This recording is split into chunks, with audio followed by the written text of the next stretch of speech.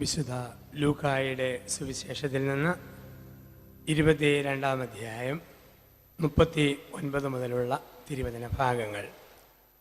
അവൻ പുറത്തു വന്ന് പതിവ് പോലെ ഒലിവുമലയിലേക്ക് പോയി. ശിഷ്യന്മാർ അവനെ പിന്തുടർന്നു. അവിടെ എത്തിയപ്പോൾ അവൻ അവരോട് പറഞ്ഞു, നിങ്ങൾ പരീക്ഷയിൽ ഉൾപ്പെടാതിരിക്കുവാൻ പ്രാർത്ഥിക്കുവിൻ.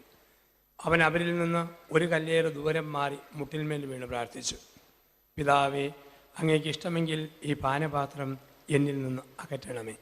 എങ്കിലും എൻ്റെ ഹിതമല്ല, അവിടുത്തെ ഹിതം നിറവേറട്ടെ. അപ്പോൾ അവനെ ശക്തിപ്പെടുത്തുവാൻ സ്വർഗത്തിൽ നിന്ന് ഒരു ദൂതൻ പ്രത്യക്ഷപ്പെട്ടു. അവൻ തീവ്രവേദനയിൽ മുഴുകി കൂടുതൽ തീക്ഷ്ണമായി പ്രാർത്ഥിച്ചു. അവൻ്റെ വിയർപ്പ് രക്തത്തുള്ളികൾ പോലെ നിലത്ത് വീണു. അവൻ പ്രാർത്ഥന കഴിഞ്ഞ് എഴുന്നേറ്റ് ശിഷ്യന്മാരുടെ അടുത്ത് വന്നു. അവർ വ്യസന നിമിത്തം തളർന്ന് ഉറങ്ങുന്നത് കണ്ടു. അവൻ അവരോട് ചോദിച്ചു, നിങ്ങൾ ഉറങ്ങുന്നതെന്ത്? പരീക്ഷയിൽ അകപ്പെടാതിരിക്കുവാൻ ഉണർന്നിരുന്ന് പ്രാർത്ഥിക്കുവിൻ. വിശുദ്ധ ലൂക്കായുടെ സുവിശേഷത്തിലെ 22-ാം അധ്യായത്തിൽ ഗെത്സമേൻ തോട്ടത്തിൽ പ്രാർത്ഥിക്കുന്ന യേശുവിനെ കുറിച്ചാണ് നമ്മൾ കാണുക. ലൂക്കായുടെ സുവിശേഷത്തിൻ്റെ പേര് തന്നെ പ്രാർത്ഥനയുടെ സുവിശേഷം എന്നാണ്. 1-ാം അധ്യായം ആരംഭിക്കുന്നത് സക്കറിയായുടെ ദേവാലയത്തിലെ പ്രാർത്ഥന. 24-ാം അധ്യായം അവസാനിക്കുന്നത് എമ്മാവൂസ് ശിഷ്യന്മാർ തിരിച്ചു വന്ന് ജെറുസലേം ദേവാലയത്തിൽ പ്രാർത്ഥിക്കുന്ന രംഗത്തോടു കൂടിയാണ്. യേശുവിൻ്റെ മാമോദീസ നടക്കുന്നത് എരുമയും പോത്തിനെയും കുളിപ്പിക്കുന്ന കുളത്തിൽ മുക്കിയിട്ട് പൊക്കിയല്ല, പിന്നെയോ അവൻ്റെ മാമോദീസായും പ്രാർത്ഥനയിലാണ്. പ്രാർത്ഥനയിൽ നിറഞ്ഞു നിന്നപ്പോൾ അവൻ ആത്മാവിൽ സ്നാനം സ്വീകരിക്കുകയാണ്. പ്രാവിൻ്റെ രൂപത്തിൽ പരിശുദ്ധാത്മാവ് പറന്നിറങ്ങുന്നത് യേശുവിൻ്റെ പ്രാർത്ഥനയിലാണ്. അപ്പം 11-ാം അധ്യായം തന്നെ പ്രാർത്ഥനയുടെ അധ്യായം എന്നാണ് പറയുക. ലൂക്കായുടെ സുവിശേഷം 11-ാം അധ്യായം പ്രാർത്ഥനയുടെ അധ്യായമാണ്. ഇവിടെ 22-ാം അധ്യായത്തിൽ നമ്മൾ കാണുന്നു യേശുവിൻ്റെ ഗെത്സമേൻ തോട്ടത്തിലെ പ്രാർത്ഥന, യേശുവിൻ്റെ ഗെത്സമേനിലെ പ്രാർത്ഥന. യേശുവിനെ കുറിച്ച് പറയുന്നു, അവൻ പതിവ് പോലെ ഗെത്സമേനി എന്ന സ്ഥലത്ത് പ്രാർത്ഥിക്കാൻ പോയി.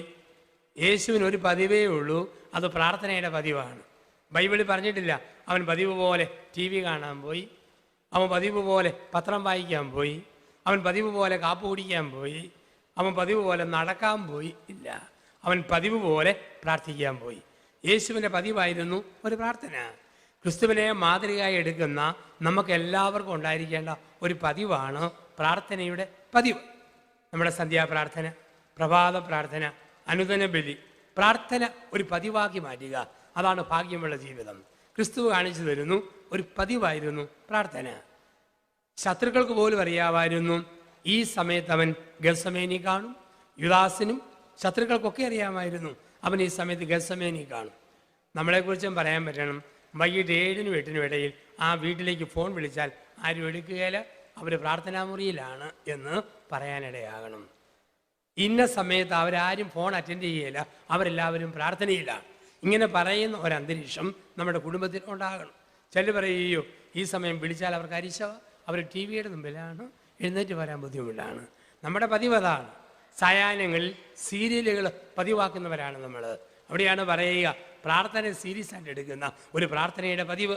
എന്നിട്ട് യേശു 3 പേരെ കൂട്ടിക്കൊണ്ട് ഗെത്സമേനി എന്ന സ്ഥലത്തേക്ക് പോയി. യേശു തൻ്റെ പരസ്യ ജീവിതം ആരംഭിക്കുമ്പോൾ 72 പേരെ കൊണ്ട് ആരംഭിക്കുകയാണ്. ലൂക്കായുടെ സുവിശേഷത്തിൻ്റെ 10-ാം അധ്യായത്തിൽ കാണാം, അവൻ 72 പേരെ ദൈവരാജ്യ പ്രഘോഷണത്തിന് ആദ്യം നിശ്ചയിച്ച് കൽപ്പിച്ച് അയച്ചു. കാരണം യേശു ഓർത്തു 3 വർഷമേ ഉള്ളൂ പരസ്യ ജീവിതം, അതുകൊണ്ട് പരമാവധി പേരിലൂടെ ദൈവരാജ്യം ലോകം മുഴുവൻ വ്യാപരിപ്പിക്കാം. അതിന് 72 പേരെ എടുത്തു. പക്ഷെ സാവധാനം പിടികിട്ടി പലരും കൂടി തല്ലിയാൽ പാമ്പ് ചാകുകയില്ല. അതുകൊണ്ട് 60 പേരെ മാറ്റി 12 പേരെ തൻ്റെ പ്രിയപ്പെട്ട സ്ലീഹന്മാരായി അപ്പസ്തോലന്മാരായി അവൻ തിരഞ്ഞെടുത്തു. ഈ 12 പേരുടെ കൂടെ കുറേ നാൾ താമസിച്ചാൽ മനസ്സിലായി 12 എണ്ണം 24 സ്വഭാവം. തീവ്രവാദിയായ ശിമയോൻ, പൈസയുടെ കിലുക്കം കേൾക്കും പുറകെ ഓടുന്ന യൂദാസ്, ഒരു ഞെടിപ്പിൽ 2 ചക്ക പോലെ തൂങ്ങിക്കിടക്കാൻ ആഗ്രഹിച്ച സെബദീപുത്രന്മാർ, പല ടൈപ്പ്.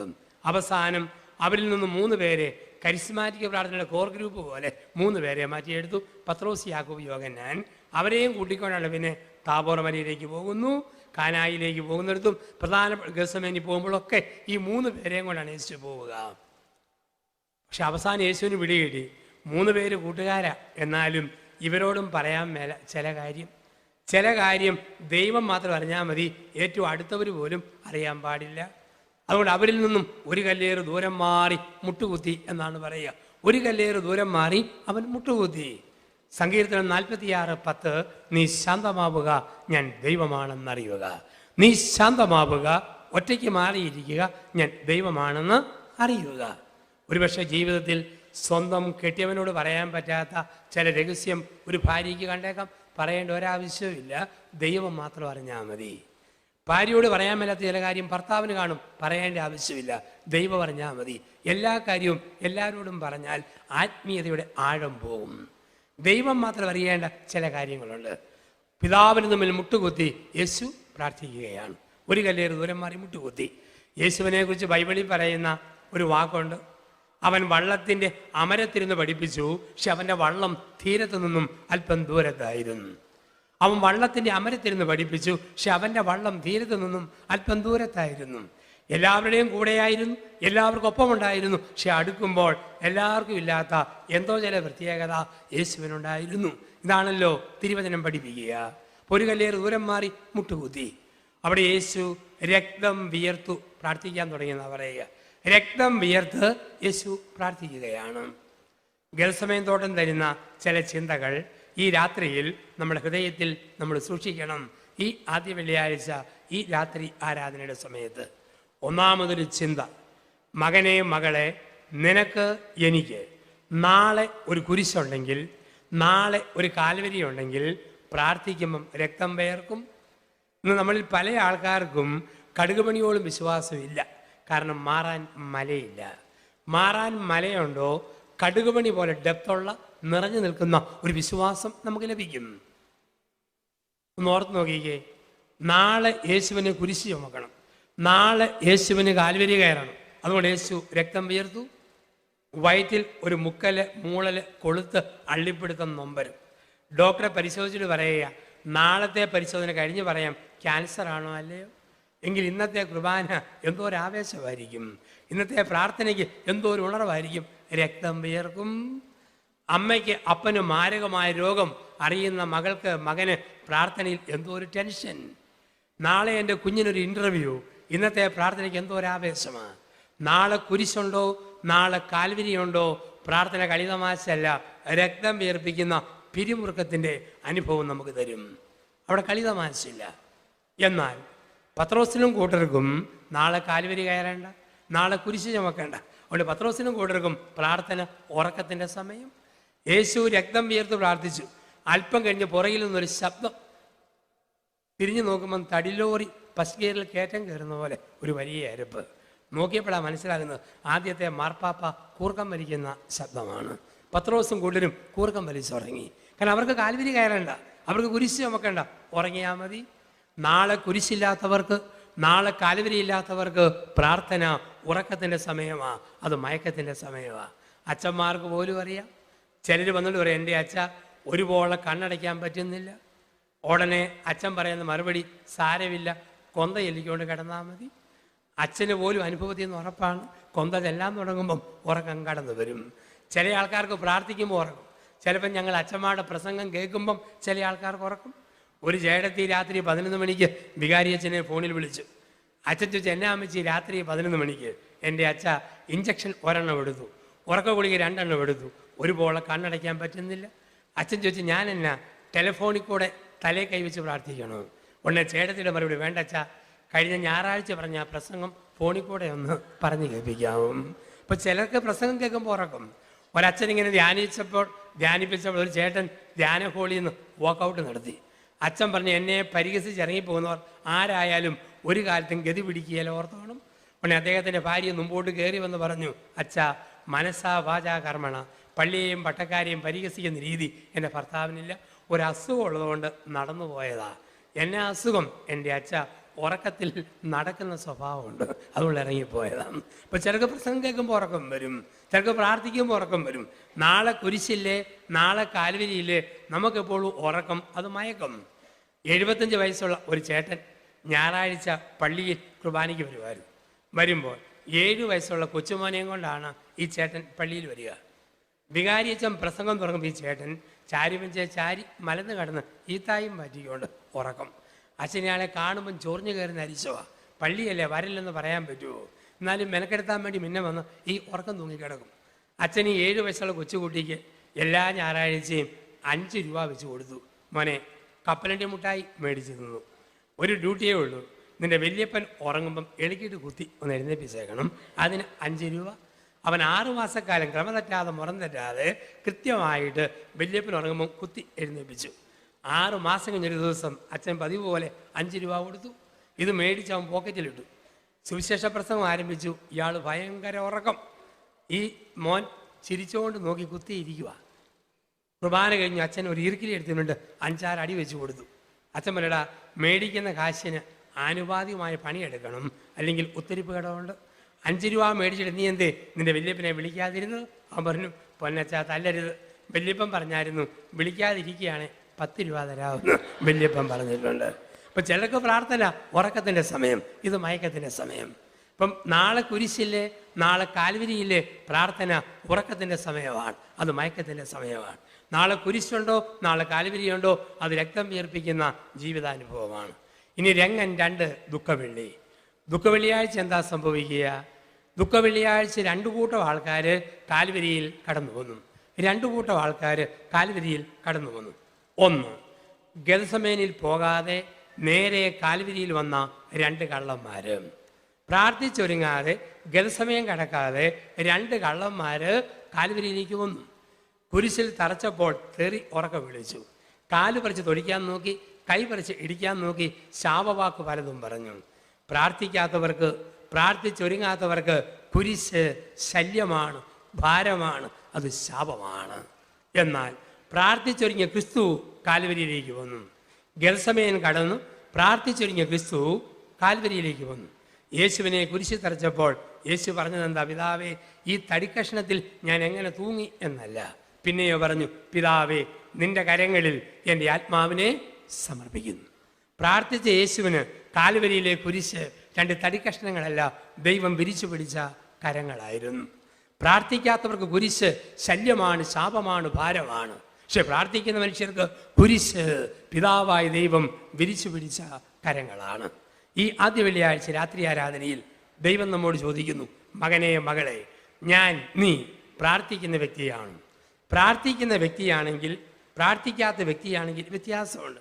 പ്രാർത്ഥിക്കാത്ത വ്യക്തിക്ക് ക്യാൻസർ രോഗം വന്നാൽ, കടബാധ്യത വന്നാൽ, സൽപ്പേര് നഷ്ടപ്പെട്ടാൽ, ആരോഗ്യം ചോർന്നു പോയാൽ, കൃഷിനാശം വന്നാൽ, ധനനഷ്ടം വന്നാൽ, ആ വ്യക്തി എനിക്കും രോഗത്തിനുമിടയിൽ, എനിക്കും തകർച്ചയ്ക്കുമിടയിൽ വെറുതെ ഒരു കുരിശ് കണ്ടെത്തും.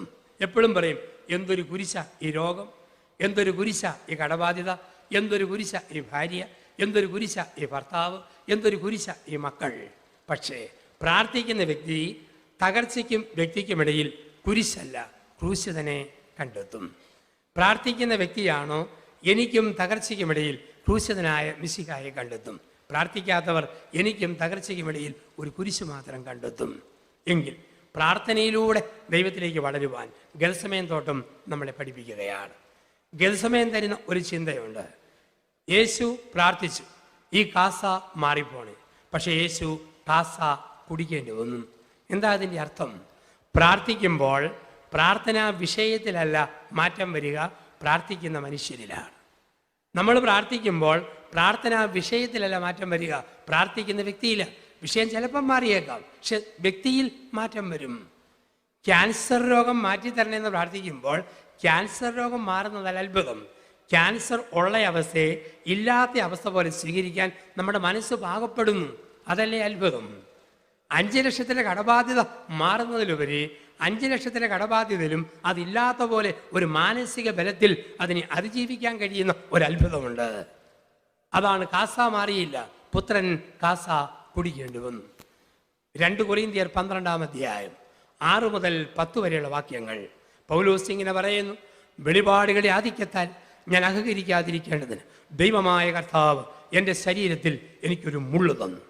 3 പ്രാവശ്യം ഞാൻ പ്രാർത്ഥിച്ചു, യേശുനാഥ, ഈ മുള്ള് ഒന്ന് എടുത്തു മാറ്റാവോ? അവൻ പറഞ്ഞു, മോനെ, ആ മുള്ള അവിടെ ഇരിക്കട്ടെ, നിന്റെ ബലഹീനതയിലാണ് എൻ്റെ ശക്തി വെളിപ്പെടുത്തുക, നിനക്ക് എൻ്റെ കൃപ മതി. പ്രാർത്ഥിക്കുമ്പോൾ ഈ കൃപ ലഭിക്കും. കൃപ ലഭിക്കുമ്പോൾ എന്തിനെ ഏതിനെയും അതിജീവിക്കാൻ, ഏത് കാസയും കുടിക്കാൻ, ഏത് മുള്ളിൻ്റെ കുത്തും വഹിക്കാനുള്ള ആത്മബലം കരുത്തു കിട്ടും. അതുകൊണ്ടാണ് പറയുക, പ്രാർത്ഥന രാത്രിയുടെ താഴും പ്രഭാതത്തിൻ്റെ താക്കോലുമാണ്. പ്രാർത്ഥന എന്ന് പറയുന്നത് രാത്രിയുടെ താഴും പ്രഭാതത്തിൻ്റെ താക്കോലുമാണ്. ഓരോ രാത്രി ഉറങ്ങുമ്പം പ്രാർത്ഥിച്ചുകൊണ്ട് കിടന്നുറങ്ങണം. ഹൃദയത്തെ പൂട്ടുന്നത് പ്രാർത്ഥനയുടെ താഴുകൊണ്ട്. ഓരോ പ്രഭാതത്തിൽ എഴുന്നേൽക്കുമ്പം പ്രാർത്ഥിച്ചുകൊണ്ട് തുടങ്ങണം. ദിവസം ആരംഭിക്കുന്നത്, ഹൃദയം തുറക്കുന്നത് പ്രാർത്ഥനയിലൂടെ. പ്രാർത്ഥന രാത്രിയുടെ താഴും പ്രഭാതത്തിൻ്റെ താക്കോലുമാണ്. ലൂക്കായുടെ സുവിശേഷത്തിൻ്റെ 11-ാം അധ്യായത്തിൽ പ്രാർത്ഥനയെക്കുറിച്ചുള്ള മനോഹരമായ ചിന്ത നമുക്ക് ലഭിക്കുന്നു. ലൂക്കായുടെ സുവിശേഷത്തിൻ്റെ 11-ാം അധ്യായത്തിൽ 9 മുതൽ 11 വരെയുള്ള വാക്യങ്ങളിൽ പ്രാർത്ഥനയുടെ 3 സ്റ്റേജുകൾ ക്രിസ്തു നമ്മെ പഠിപ്പിക്കുന്നു. 1, ശരീരത്തിലെ പ്രാർത്ഥന, ചോദിക്കുവിൻ നിങ്ങൾക്ക് ലഭിക്കും. 2, മനസ്സിലെ പ്രാർത്ഥന, അന്വേഷിക്കുവിൻ കണ്ടെത്തും. 3, ആത്മാവിലെ പ്രാർത്ഥന, മുട്ടുവിൻ തുറക്കപ്പെടും. പ്രാർത്ഥനയ്ക്ക് 3 സ്റ്റേജുകളുണ്ട്. 3 സ്റ്റേജുകൾ. 1, ശരീരത്തിലെ പ്രാർത്ഥനയാണ്. ചോദിക്കുവിൻ നിങ്ങൾക്ക് ലഭിക്കും. നമ്മളിൽ 90% പേരുടെയും പ്രാർത്ഥന ഈ ശരീരത്തിലെ പ്രാർത്ഥനയാണ്. രാത്രി ആരാധനയ്ക്ക് പോകുന്നതും പ്രാർത്ഥനയ്ക്ക് പോകുന്നതും കുർബാനയ്ക്ക് പോകുന്നതും ഏകദിന കൂട്ടായ്മയ്ക്ക് പോകുന്നതും കുറേ കാര്യങ്ങൾ ചോദിക്കാൻ വേണ്ടി മാത്രമാണ്. ദൈവത്തെ കേൾക്കാൻ സമയമേ ഇല്ല. ചോദ്യം. വിശുദ്ധ കുർബാനയുടെ മുമ്പിൽ വരും, ആരാധനയെ വരും. ദൈവമേ, കൊച്ചിൻ്റെ ഇൻ്റർവ്യൂ മറക്കല്ല് കേട്ടോ, നാളെ മെഡിക്കൽ ചെക്കപ്പ് ഉണ്ട്, കൈവിട്ടേക്കല്ല് കേട്ടോ, ഒരാളുടെ പരീക്ഷയാണ്, ഉപേക്ഷിക്കല്ല് കേട്ടോ. ദൈവത്തിന് അറിയിപ്പ് കൊടുക്കുക മാത്രം. തമ്പുരാനെ കേൾക്കാനും സമയമില്ല. അങ്ങോട്ട് പറഞ്ഞുകൊണ്ടിരിക്കും, ചെറുപ്രപ്രാന്ന് ഇങ്ങനെ പറഞ്ഞുകൊണ്ടിരിക്കും, കേൾക്കാനും സമയമില്ല. ഇതാണ് ശരീരത്തിലെ പ്രാർത്ഥന. ഇങ്ങനെ പറഞ്ഞു കഴിയുമ്പം പ്രാർത്ഥന തീർന്നു. പറയാനുള്ളത് പറഞ്ഞു കഴിയുമ്പം പ്രാർത്ഥന തീർന്നു. പിന്നെ കോഴി കൂകിയാൽ നോക്കും, പാൻ കറങ്ങിയാൽ നോക്കും, കസേര നിരങ്ങിയാൽ നോക്കും, കൊച്ചു കരഞ്ഞാൽ നോക്കും, അങ്ങോട്ടും ഇങ്ങോട്ടും നോക്കിക്കൊണ്ടിരിക്കും. കാരണം പറയാനുള്ളത് പറഞ്ഞു കഴിഞ്ഞപ്പം പ്രാർത്ഥന തീർന്നുപോയി. ഇത് ഏറ്റവും സ്റ്റാൻഡേർഡ് കുറഞ്ഞ പ്രാർത്ഥനയാണ്, ഗ്രേഡ് കുറഞ്ഞ പ്രാർത്ഥനയാണ്. അങ്ങോട്ടും ഇങ്ങോട്ടും പറഞ്ഞുകൊണ്ടിരിക്കുക, തമ്പുരാനെ കേൾക്കാൻ സമയം കൊടുക്കാതിരിക്കുക. എന്നാലും ആ പ്രാർത്ഥനയും ദൈവം സ്വീകരിക്കും. ആ പ്രാർത്ഥനയും ദൈവം സന്തോഷത്തോടെ സ്വീകരിക്കും. ഒരു ചെറുപ്പക്കാരൻ പ്രാർത്ഥിച്ചു 18-ാം വയസ്സിൽ, ദൈവമേ, ഞാൻ ഒരു യുവാവാണ്, എനിക്ക് 21 വയസ്സാകുന്ന അന്ന് നീ എനിക്ക് 3 സമ്മാനങ്ങൾ തരണം. ദൈവം ചോദിച്ചു, എന്തെല്ലാമാ? 1, എനിക്ക് സ്വന്തമായി ഒരു വണ്ടി വേണം. 2, കൈ നിറയെ പിടിക്കാൻ കാശ് വേണം. 3, ഒരു യുവാവല്ലേ, ചുറ്റും നിൽക്കാൻ കുറേ പെണ്ണുങ്ങളും വേണം. 3 കാര്യം ആവശ്യപ്പെട്ടു. സ്വന്തമായൊരു വണ്ടി, കൈ നിറയെ കാശ്, ചുറ്റും നിൽക്കാൻ പെണ്ണുങ്ങൾ. ദൈവം ഓർത്തത് മുറ്റു പ്രാർത്ഥനയാണല്ലോ. എന്നാലും 21 വയസ്സായെന്ന് ദൈവം ആ പ്രാർത്ഥന കേട്ടു. അവനെ ദൈവം എറണാകുളം കലൂർ ബസ് സ്റ്റാൻഡിൽ പ്രൈവറ്റ് ബസ്സിലെ കണ്ടക്ടറാക്കി മാറ്റി എന്നാണ് പറയുക. സ്വന്തമായ വണ്ടി, കൈ നിറയെ കാശ്, ചുറ്റും നിൽക്കാൻ പെണ്ണുങ്ങൾ, ഒരു കുഴപ്പമില്ലാത്ത അവസ്ഥ. അപ്പം പ്രാർത്ഥനകളിൽ ഏറ്റവും ഗ്രേഡ് കുറഞ്ഞ 1-ാമത്തെ പ്രാർത്ഥന, ചോദിക്കുവിൻ നിങ്ങൾക്ക് ലഭിക്കും. ഇത് ശരീരത്തിലെ പ്രാർത്ഥന. ഇനി അല്പം കൂടെ വളരുന്ന പ്രാർത്ഥനയുണ്ട്. അതാണ് മനസ്സിലെ പ്രാർത്ഥന, അന്വേഷിക്കുവിൻ നിങ്ങൾ കണ്ടെത്തും. പള്ളി കുർബാനയ്ക്ക് മുമ്പ് 5 മിനിറ്റ് മുമ്പ് ചെന്ന് പള്ളിയിലിരിക്കും, തമ്പുരാനെ കേൾക്കും, പിന്നെ കുർബാനയിൽ പങ്കെടുക്കും. കുർബാന കഴിഞ്ഞും ഒരു 5 മിനിറ്റ് ഈശോയെ കേട്ടുകൊണ്ടിരിക്കും. രാത്രിയിൽ കിടക്കുന്നതിന് മുമ്പ് കട്ടിലിൽ 5 മിനിറ്റ് ശാന്തമായിട്ടിരുന്ന് കേൾക്കും. ബൈബിൾ വായിച്ചിട്ട് കണ്ണടച്ച് ബൈബിൾ പഠിച്ച് കുറേ നേരം ഇരിക്കും. അവിടെ പറച്ചിലുമുണ്ട്, കേൾവിയുമുണ്ട്. ദൈവത്തോട് പറയും, ദൈവത്തെ കേൾക്കും. ഇതല്പം കൂടെ വളർന്ന പ്രാർത്ഥന. അത്രയെങ്കിലും നമ്മളെത്തണം. കുറേ സമയം നിശബ്ദമായ ദൈവത്തെ കേൾക്കാൻ പഠിക്കണം. അത് മനസ്സിലെ പ്രാർത്ഥന. 3, ആത്മാവിലെ പ്രാർത്ഥന. എന്താണ് ആത്മാവിലെ പ്രാർത്ഥന? ആത്മാവിലെ പ്രാർത്ഥന എന്ന് പറഞ്ഞു കഴിഞ്ഞാൽ പറയാനൊന്നുമില്ല, കേൾക്കാൻ മാത്രമേ ഉള്ളൂ. പള്ളിയിൽ വന്ന് കുറേ സമയം കണ്ണടച്ചിരിക്കുന്നു. ഞാൻ കാണാറുണ്ട്, ഭരണങ്ങാനത്ത് ഞങ്ങളുടെ അസീസി ധ്യാനമന്ദിരമുണ്ട്. അവിടെ പല ആൾക്കാരും നിത്യാരാധന കപ്പേളയെ വന്ന് കുറേ സമയം കണ്ണടച്ചിരുന്ന് പ്രാർത്ഥിക്കുന്ന കാണാം. അവർ തമ്പുരാനെ കേൾക്കുക, ദൈവത്തെ കേൾക്കുന്നു. ധ്യാനം കൂടാൻ വരുന്ന ആൾക്കാർ കപ്പേളയെ ചെന്ന് ഇങ്ങനെ ഇരിക്കും, ഒന്നും പറയാനില്ല, ദൈവത്തെ കേൾക്കുന്നു. ഇതായിരുന്നു ഫ്രാൻസിസ് അസീസിയുടെ പ്രാർത്ഥന. ഇതായിരുന്നു അമ്മ തെരേസയുടെ പ്രാർത്ഥന. ഇതായിരുന്നു വിശുദ്ധ കുരിശിലെ യോഹന്നാന്റെ പ്രാർത്ഥന. ഇതായിരുന്നു ഓരോ ദിവസവും പ്രഭാതത്തിൽ മദർ തെരേസയുടെ പ്രാർത്ഥന. ഒന്നും പറയാനില്ല, ദൈവത്തെ കേട്ടുകൊണ്ടിരിക്കും. ഇതാണ് പ്രാർത്ഥനയുടെ വളർച്ച. അത് 3-ാമത്തെ സ്റ്റേജ്. ഇപ്പം നമ്മളെയൊക്കെ വിളിക്കുന്നു, മുട്ടുകുത്തുക, ശാന്തമാവുക, ദൈവമാണെന്നറിയുക, ദൈവവുമായി ഏകാന്തയുടെ നിമിഷങ്ങളിൽ പ്രാർത്ഥനയിൽ ചെലവഴിക്കുന്ന വ്യക്തിത്വങ്ങളായി നമ്മുടെ ജീവിതത്തെ നമ്മൾ മാറ്റുക. പഴയ നിയമത്തിൽ പുറപ്പാടിൻ്റെ പുസ്തകത്തിൻ്റെ 17-ാം അധ്യായത്തിൻ്റെ അവസാന വാക്യങ്ങളിൽ ഒരു രംഗം കാണാം. പഴയ നിയമത്തിൽ പുറപ്പാട് പുസ്തകത്തിൻ്റെ 17-ാം അധ്യായത്തിൻ്റെ അവസാന ഭാഗങ്ങൾ അവിടെ നമ്മൾ കാണുന്നു. 2 യുദ്ധം നടക്കുന്നു. താഴ്വരയിൽ അമലോക്യരും ഇസ്രയേലും തമ്മിൽ, മലയുടെ മുകളിൽ മോശയും ദൈവവും തമ്മിൽ. മോശയുണ്ട്, മോശയ്ക്ക് കൂട്ടായി അഹറോനും ഹൂറുമുണ്ട്. ഇവർ മലമുകളിൽ നിൽക്കുക. മോശ കൈവിരിച്ച് പ്രാർത്ഥിച്ച സമയത്ത് താഴ്വരയിൽ ഇസ്രായേൽ ജയിച്ചു, തിന്മയുടെ അമലോക്യർ തോറ്റു. മോശ കൈ താഴ്ത്തിയിട്ടപ്പോൾ തിന്മയുടെ അമലോക്യർ ജയിച്ചു, നന്മയുടെ ഇസ്രായേൽ തോറ്റു. അവസാനം അഹറോനും ഹൂറും കൂടെ ഒരു വലിയ കല്ല് ഉരുട്ടിക്കൊണ്ടുവന്ന് മോശയുടെ 2 കൈകളും കല്ലിൽ താങ്ങി വെച്ചു. അത് താഴെ വീഴാതിരിക്കാൻ അവർ 2 പേരും താങ്ങിപ്പിടിച്ചു. വിരിക്കപ്പെട്ട കരങ്ങളുമായി സായാഹ്നം വരെ മോശ പ്രാർത്ഥിച്ചപ്പോൾ തിന്മയുടെ അമലോക്യർ തോറ്റു, നന്മയുടെ ഇസ്രായേൽ ജയിച്ചു. ഇന്ന് ലോകത്തിൽ തിന്മ പെരുകുന്നെങ്കിൽ, പാപം പെരുകുന്നെങ്കിൽ, ദൈവവിരുദ്ധ ശക്തികൾ, ദൈവനിഷേധികൾ വളരുന്നെങ്കിൽ, മോശയെ പോലെ കൈവിരിച്ച് പ്രാർത്ഥിക്കാൻ വിളിക്കപ്പെട്ട നമ്മൾ കൈ താഴ്ത്തിയിട്ടതാണ്. ഈ രാത്രി ആരാധനയിൽ ദൈവം പറയുന്നു, ദൈവസന്നിധിയിൽ കരങ്ങൾ വിരിച്ചു പിടിച്ച് പ്രാർത്ഥിക്കണം.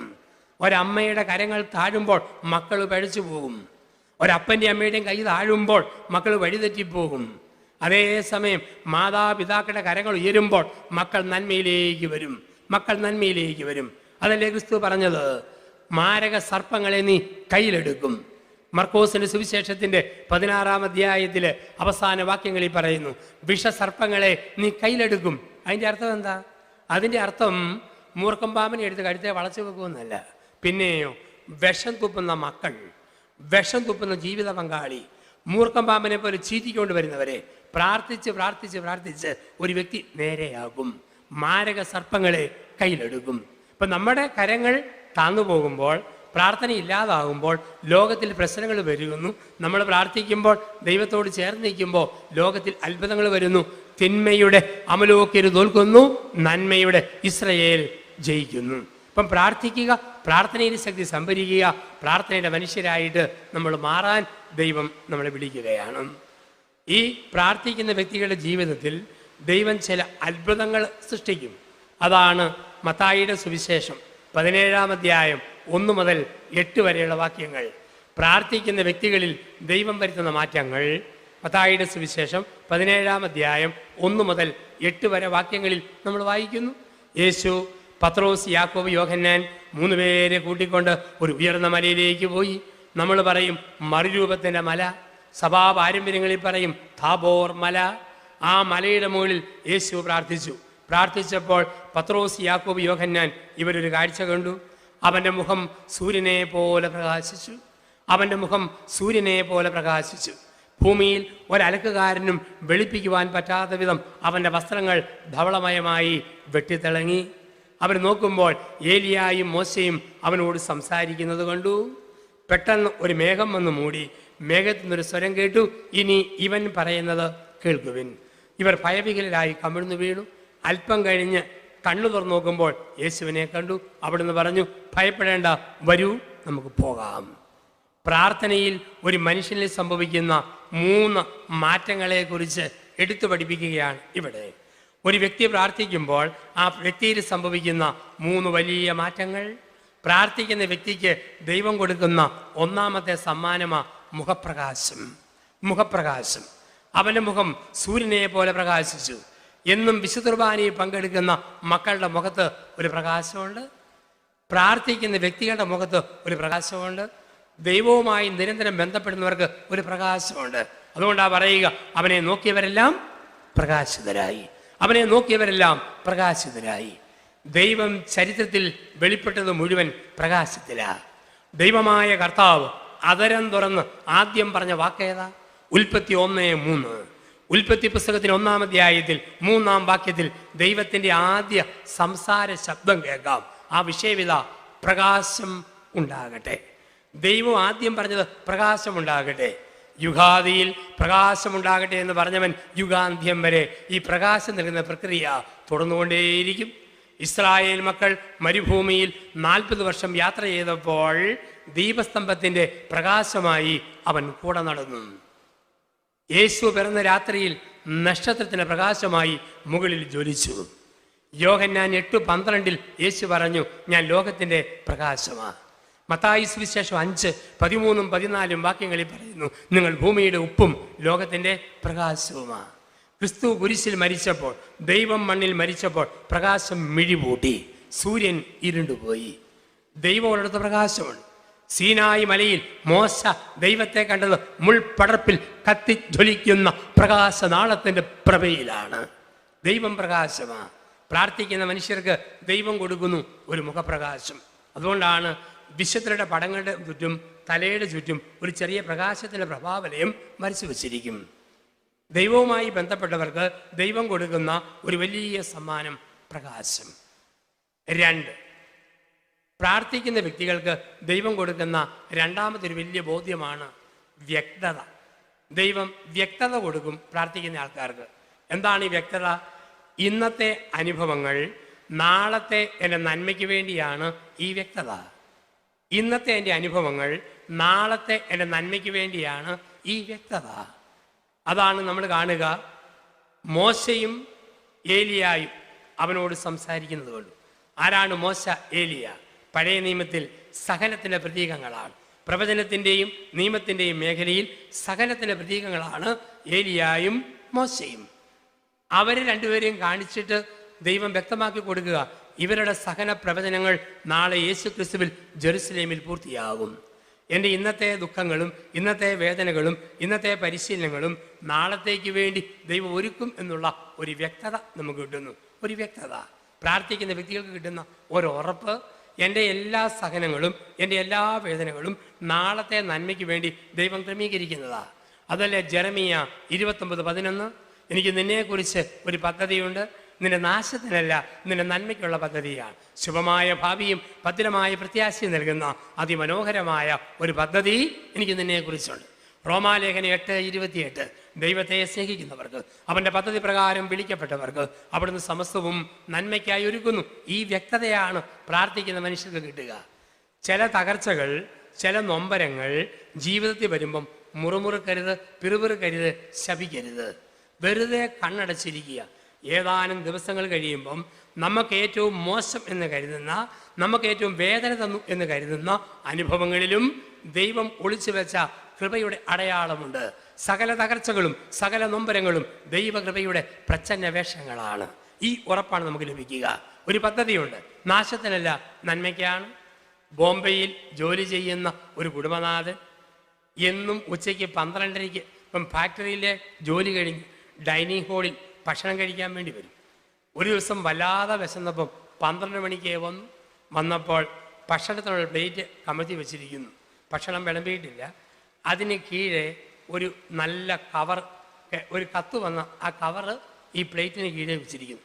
വിശപ്പ് കൊണ്ട് തലമരിക്കുക.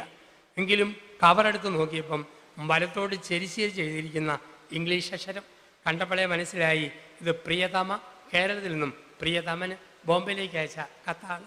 വിശപ്പോട് തലമരിക്കുന്നു. എങ്കിലും ഭാര്യയുടെ കത്തല്ലേ, പ്രതീക്ഷയോടെ കവർ പൊട്ടിച്ചു. ഒരു കടലാസിൽ അങ്ങനെ എഴുതിയിരിക്കുന്നു, പ്രിയപ്പെട്ട ചേട്ട, ഈ വിശപ്പ് കൊണ്ട് കണ്ണിൽ ഇരുട്ട് കയറിയ വായിക്കുക. ആദ്യ ലൈൻ പ്രിയപ്പെട്ട ചേട്ട, പിന്നെ ഇവൾ അകത്തി എഴുതുന്ന രീതിയുണ്ട്. ചേട്ടന് സുഖമാണെന്ന് കരുതുന്നു. ഒരു കാര്യം പറഞ്ഞാൽ പ്രയാസപ്പെടരുത്. നമ്മുടെ കൊച്ചിനെ ഒരു പാമ്പ് കടിച്ചു. പിന്നെ ഒരു ചെറിയ ഗ്യാപ്പ്.